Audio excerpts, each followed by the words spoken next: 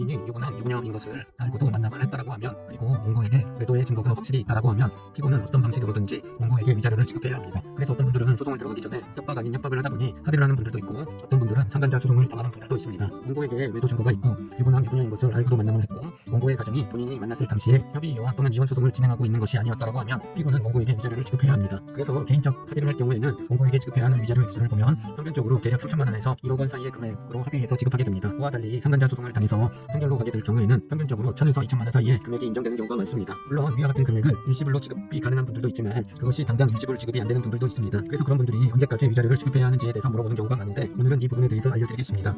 일단 위자료는 판결로 가게 될 경우에는 언제까지 지급하라는 문구가 없습니다. 그런데 문제는 일단 피고의 입장에서는 본인이 소장을 받은 날로부터 연 5%, 그리고 판결이 난 날로부터 연 12%의 이자가 발생을 합니다. 그래서 늦게 지급을 하면 이자가 늘어나기 때문에 피고의 입장에서는 더 손해를 보게 됩니다. 그리고 원고는 마냥 기다려주지 않습니다. 판결문이 피고에게 도달되면 그 순간부터 원고는 행위란 것을 발급을 받아 피고의 급여 또는 통장 등에 압류를 할 수가 있습니다. 그러다가 피고의 명의에 재산이 없어서 위자료를 받지 못한 경우에는, 그리고 그 기간이 6개월 이상 되었다고 하면 그때는 채무불이행자 명부에 등재할 수가 있습니다. 즉 신불자라도 만들 수가 있습니다. 그렇기 때문에 본인이 상간자 소송을 당한 경우, 그리고 위자료가 인정되어 있는 상황이라고 하면 소장을 받은 순간부터 위자료를 마련할 방법을 찾아서 최대한 빨리 원고에게 지급을 해야 합니다. 판결과 달리 조정기일에 합의가 되는 경우에는 법원에 요청을 해서 분납의 형식으로 지급할 수가 있고, 그게 아니면 위자료 지급 일자를 한두 달 또는 3달 뒤로 지급하는 것으로 합의할 수가 있습니다. 분납의 개월수와 위자료 지급 시기는 원고 측과 합의가 되면 어떤 방식으로든 할 수가 있습니다. 그렇기 때문에 본인이 소장을 받은 후 최소 4-5개월 이후 위자료를 마련할 수 있다고 하면 판결로 가도 상관이 없습니다. 하지만 만일 본인이 그 기간 내에 위자료 마련이 어렵다고 하면 반드시 조정기일을 지정해달라고 요청을 한 후 합의를 통해서 기간을 늘리거나 또는 분납의 형식으로 해야 합니다. 판결이 난 이후에는 분납의 형식으로 하기 위해서는 반드시 원고가 동의를 해줘야지만 분납의 형식이 가능하고, 원고가 원하지 않으면 분납으로는 할 수가 없습니다. 그렇기 때문에 분납을 해야 하거나 아니면 지급 시기를 조금 더 늦추려고 한다고 하면 금액적으로 조금 손해를 본다 하더라도 조정기일을 지정해달라고 요청을 한 후 조정기일에 꼭 합의를 해야 한다는 점 꼭 참고하시길 바랍니다.